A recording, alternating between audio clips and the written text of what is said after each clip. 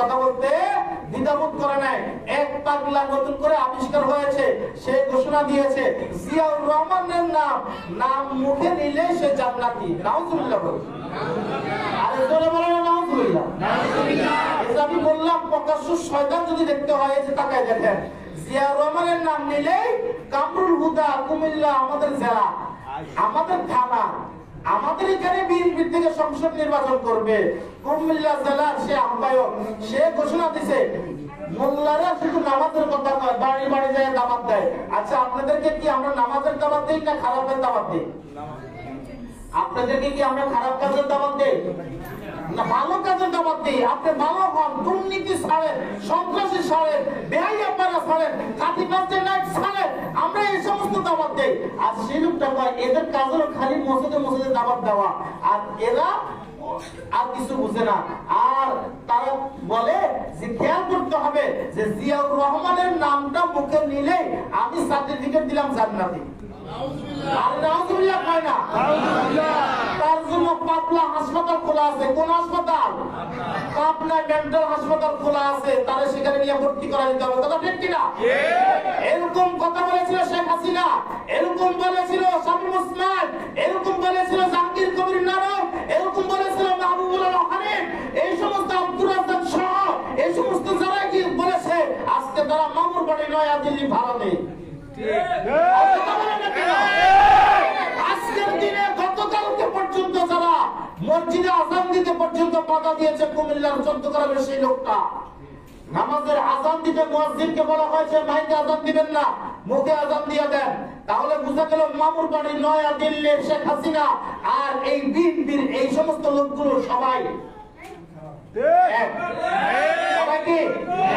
সবাই কি আমারে ভালো বলবেন আর খারাপ বলবেন? আপনি বলেন জান্নাতের টিকিট কি কেউ দিতে পারবে?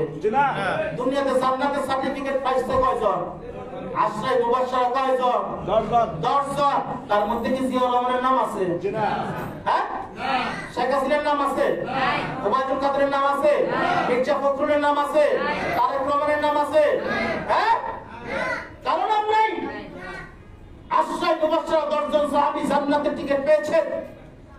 মসজিদের আযান যদি বন্ধ করতে হয়, বিভিন্ন জায়গায় মাহফিলের বাধা দিচ্ছে। আজকের তা নেতৃত্ব দিতে যাইয়া গত 31 তারিখ আপনার ইয়াতে এই কাজলা যাত্রাবাড়ির সাথে সেখানে মাহফিল করতে দেয় নাই, সেই মাহফিলটা রাস্তা থেকে বাদ দিয়ে ভিতরে করতে হয়েছে। আরিফ বিন হাবিবের কিশোরগঞ্জের মাহফিলে বাধা দিয়েছে, আরেকজন আমির হামজার মাহফিলে বাধা দিয়েছে, লক্ষ্মীপুরে পর্যন্ত মাহফিল করতে দেয় নাই আমির হামজার মাহফিলে। কি পেয়েছেন আপনারা?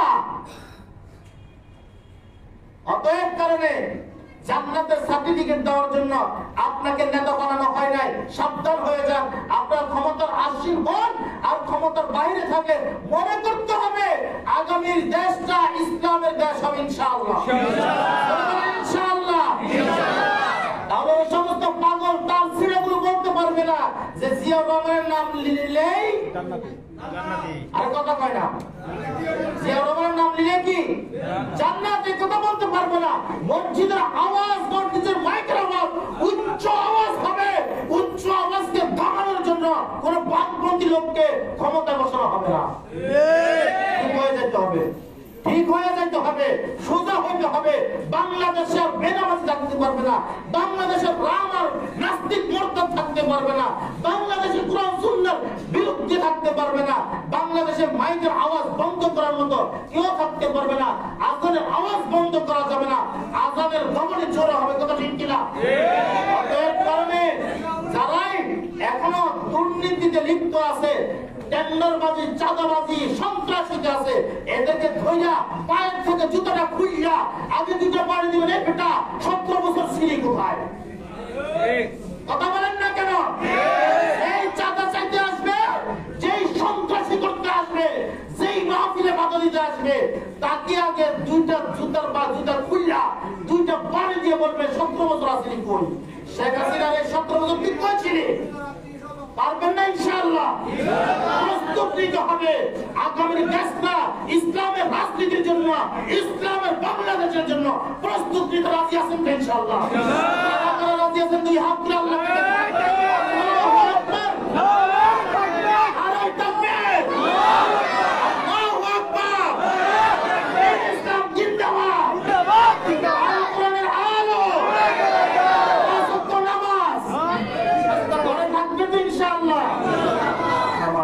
আল্লাহ তাআলা তৌফিক দান করেন বলে আমিন। যারা সুন্নাত পড়া